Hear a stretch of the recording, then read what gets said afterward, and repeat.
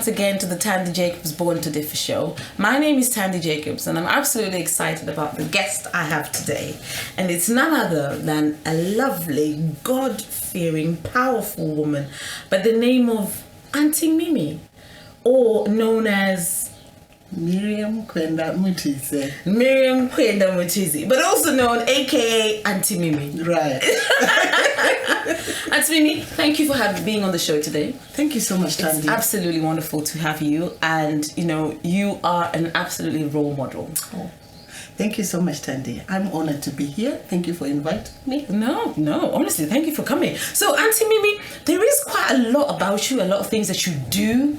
You are involved in a lot of things within the community itself. You are a very busy woman. Even today, you being here on the set, I think your mind has been running all over the place, and your phone has also been very busy. Just tell us a little bit about yourself and what it is that you do. Right. Thank you so much for the hospitality that I received here. I feel calm, and I think I needed that therapy. I like that you feel calm. We do try that. Thank you so much. So like Tandie said, my name is Auntie Mimiey. I'm a virtual auntie. I am an outreach. Auntie Mimiey is an idea, but it is an outreach where people reach out to me. Most people that come to Dear Auntie Mimiey, they're at the end of their rope. Mm-hmm. It's no longer about their dignity. It's about survival. Wow. So they just reach out at any time of the day. It's Messenger, Facebook Messenger. I use Facebook Messenger. People reach out to me through Facebook Messenger. So you're a virtual auntie who is available at any time of the day to offer help, advice, comfort, reassurance, whatever is needed. So it doesn't matter what it is, you were just there. I'm just there. What gave you the idea to start this? Do you know, from when I was a young girl, people just found it easy to talk to me. Okay. I do not know how, I do not know why, but I find that people find it easy to connect. I don't know what it is about me. So as I grew older, I found that people just reached out to me. Then I found a pattern in people's lives that sometimes it's similar issues. It's like there's a wind. So in 1 week, I might have women that are reaching out to me to say, Auntie, my husband ran away. Oh. I remember there was a week, the women were telling me they ran away with Asian women. And it was just that week, and it was like a wind, a wave that was going on. So then I decided that I needed to do a platform where we can just discuss issues so that we address, rather than me addressing issues individually, just give people the rescue medicine before they need it. So that's how we started the Dear Auntie Mimiey group. Dear Auntie Mimiey. On Facebook. Now it was now me trying to think, how do I adjust to this demand where people are phoning me, and I've got a lifestyle as well. Because you got a family, a husband, two kids, and two grandchildren. Two grandchildren, and you're also a paediatric nurse. And you go to the hospitals and you're working hands-on, full-time. Wow. So how have you managed then to be able to navigate through all that as well as manage your home lifestyle? So my home lifestyle, I'm married to a very, very understanding husband. And at the beginning, he would say, why are you speaking to people at odd hours of the day? Then once he started to understand what was happening, sometimes he's the one that will wake me up and say, your phone is ringing. You need to take it. You cannot ignore it. So, but Wait, just pause right there. So your husband wakes you up to say that your phone is ringing, somebody needs help, you need to attend to them. That's a very trusting husband. Not many would do that. You are blessed indeed. And on that note, we're going to take a quick break.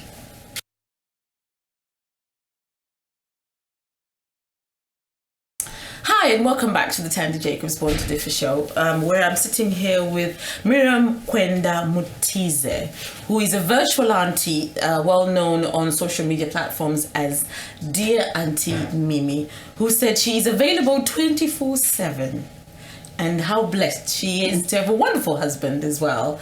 And 2 kids, is that right?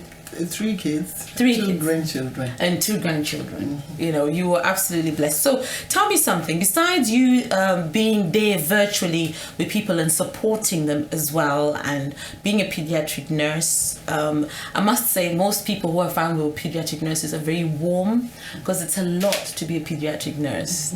You know, I myself am a nurse, but I deal with adults. I can't deal with pediatrics. I think you've got to have the heart for it, isn't it? Yeah. You really have to have the heart for it. So you're also a pediatric nurse, and you're still doing your nursing full time, but at the same time you're an author. Yes. And I just don't know how. Do you have 24 hours in a day? Like all of us? I mean, seriously, you know, how do you manage all that? And I want to know more about your books that you have written, and what made you get to start writing books. Right. So I am renowned for the Tete book series, which are Shona book series. We are in the process of translating them into English. Okay. So that the English speaking community can have access to the story. Before we talk about that, so when you wrote these books, were you directing them specifically to the Zimbabwean community? Yeah.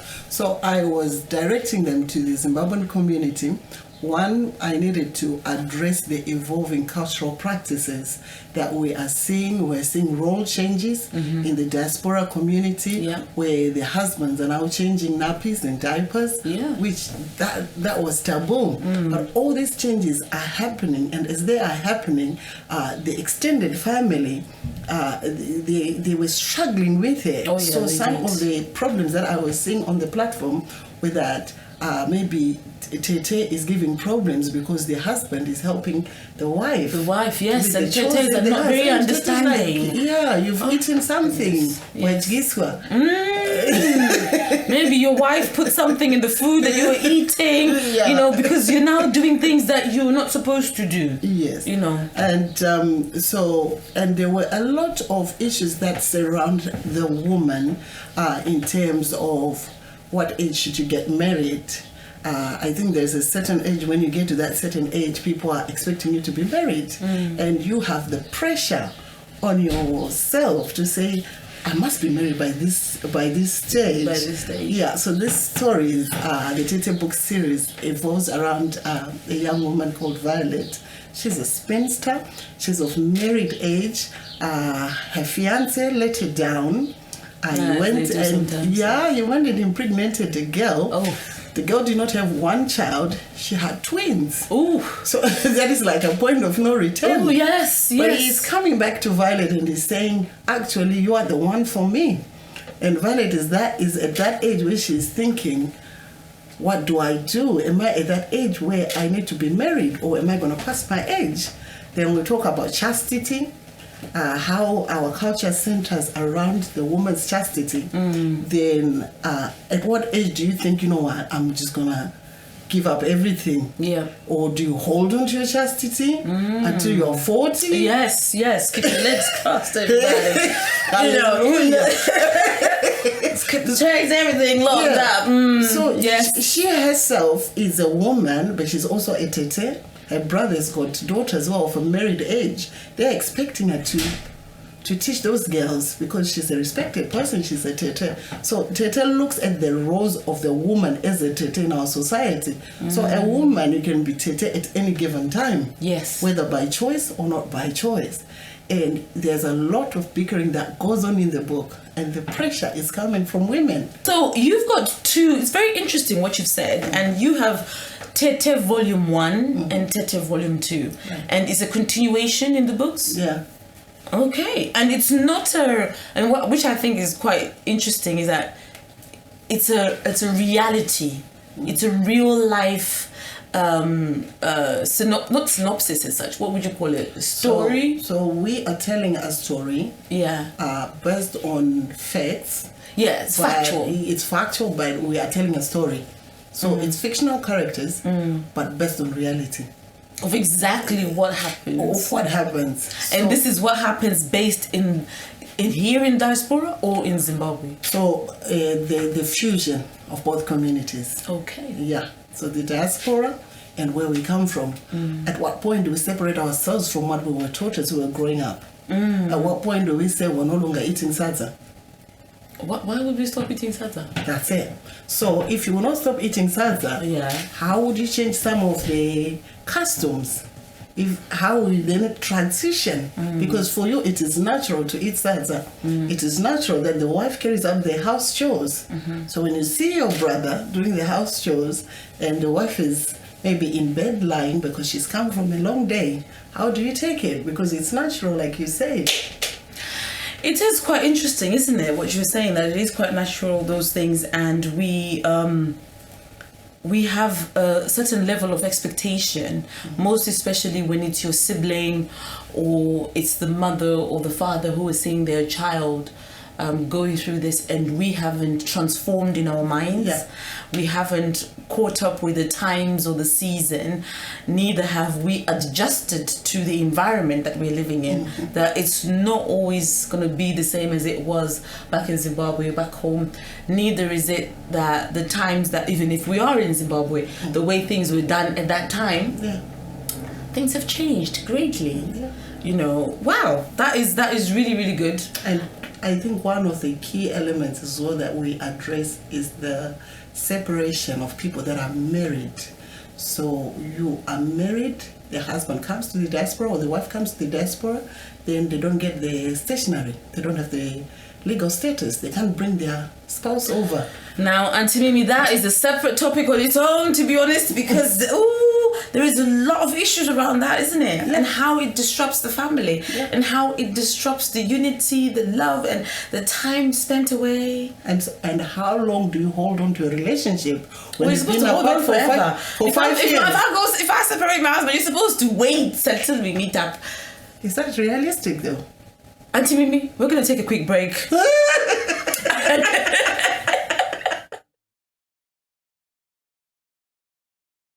Coming back again to the topic that we've been discussing with Auntie Mimi, based on the novels, books that she's written.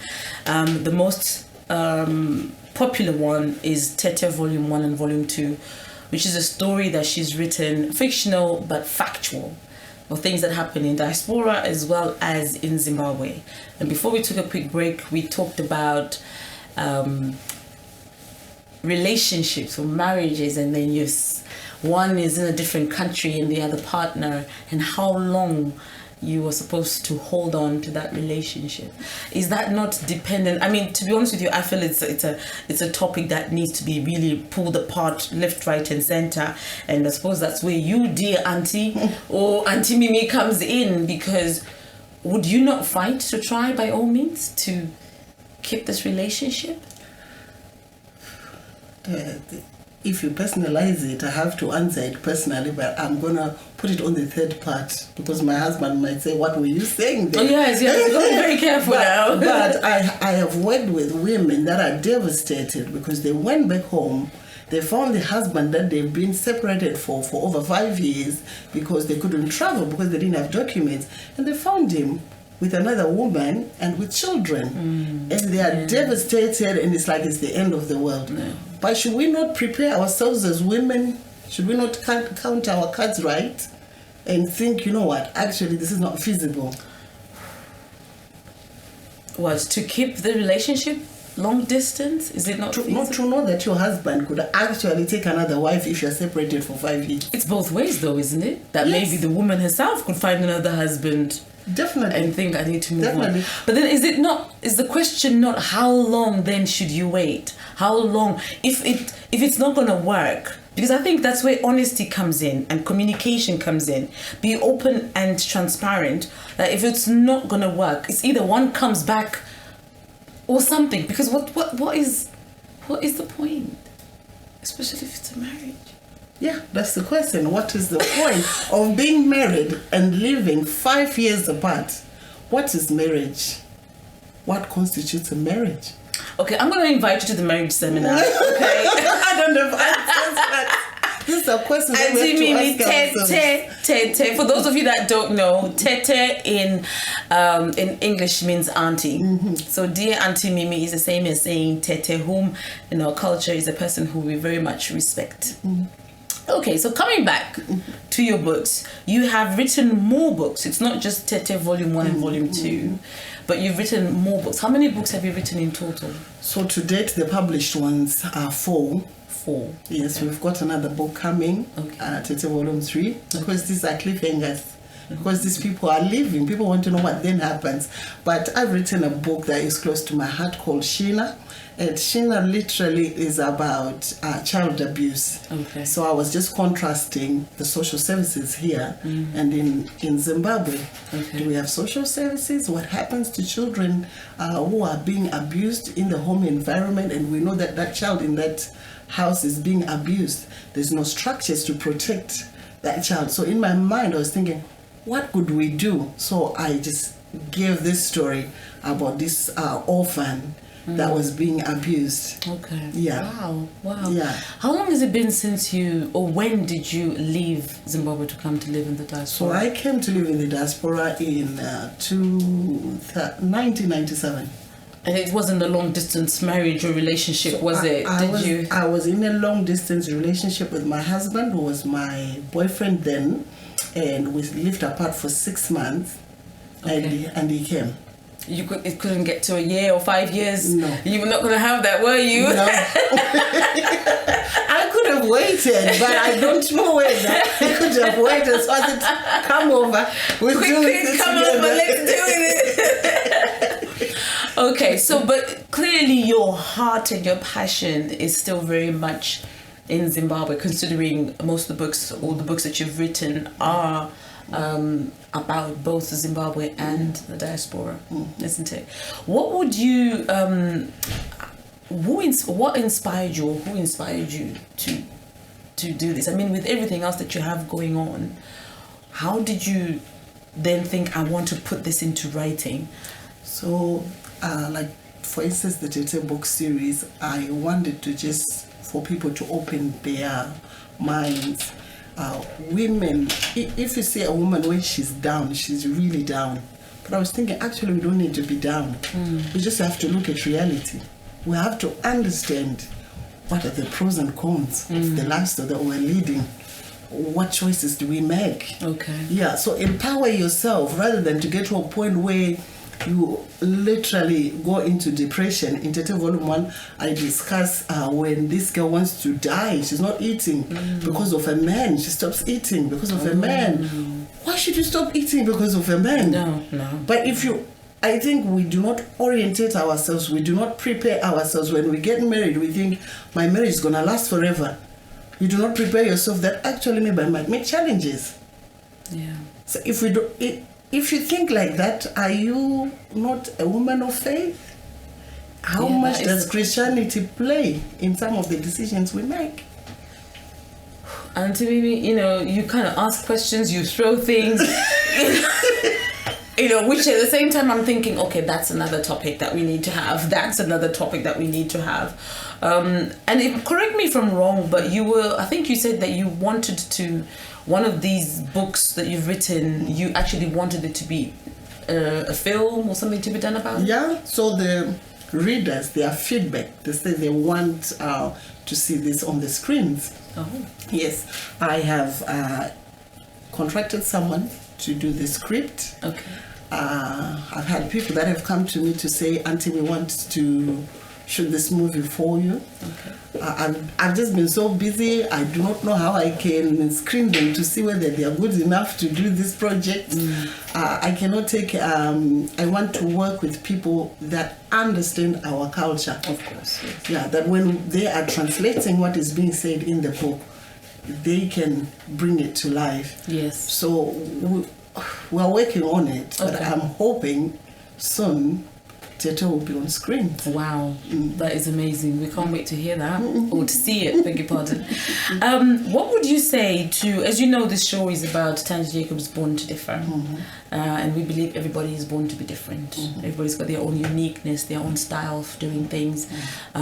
We are different as individuals. What would you say, a message from you to, especially you direct your books and talking a lot to women, what would you say to women right now? I would like to say that perhaps in our culture and our upbringing, you are not given the ground to be an individual, because there's a lot of do's and don'ts. There's a lot of cultural practices that is put on the woman. You're expected to dress in a certain way, expected to behave in a certain way.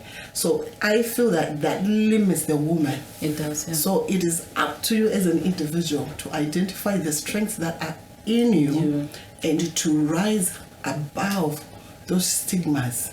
So someone might say, I've got a friend of mine, she says, Auntie Mimiey, she's a musician. I won't go far because I'm not married.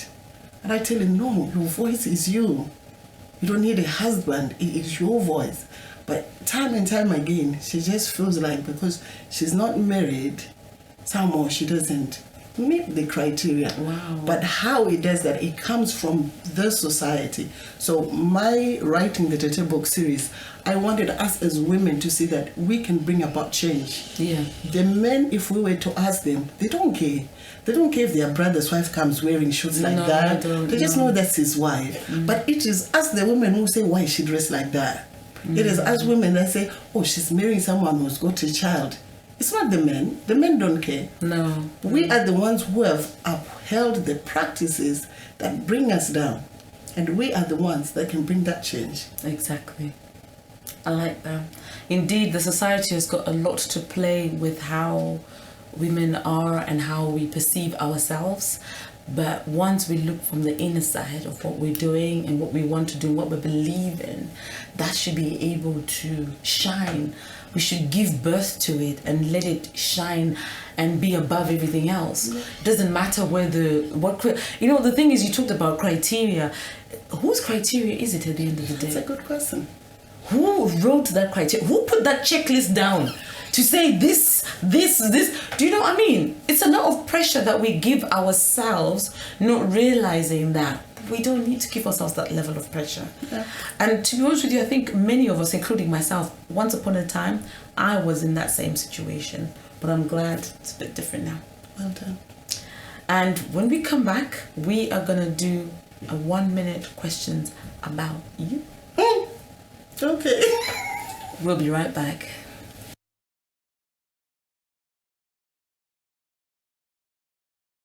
Welcome back again to the Tandie Jacobs Born2Differ show, and we are going to be doing a 30-second questions to Auntie Mimiey. Earlier on I said 60 seconds, but it's actually 30 seconds. Where Auntie Mimiey, you have to just give us one answer fast. Okay, there's no I don't know. You can't do that.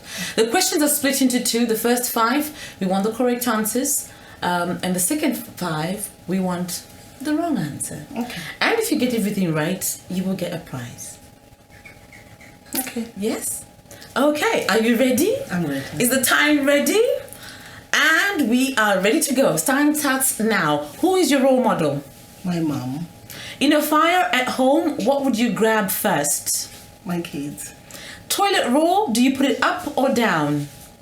Up. Which foot do you step out of the door with first? The left. In an argument between a man and a woman, who is wrong in most times? The woman. The woman. Okay. Now for the wrong answers. Who is the president of Zimbabwe? Blue. Who is the president of Zimbabwe? Green. What color are the leaves on a tree? Brown. What time of the day does the sun come out? Night. What do you use to bake bread? Toothpaste. What sound does a lion make? Laughs. It laughs. And on that note, 30 seconds is enough. Auntie Mimiey, thank you so much for being my guest on the show today at the Tandie Jacobs show. Thank you for having me. This is the lion laughing, isn't it? Clearly it is. It's an absolute pleasure having you on the show today. Get a prize. Yes, you will. You will get a mug, a Tandie Jacobs mug that you will go home with. Oh, thank you so much. Yes. Thank you, Tandie. Thank you for having me. Well, thank you. It's been absolutely wonderful having Auntie Mimiey on the show today. She's an absolutely inspirational woman. She's an author. She's soon going to be a director when her books start coming out and they're being on the screen.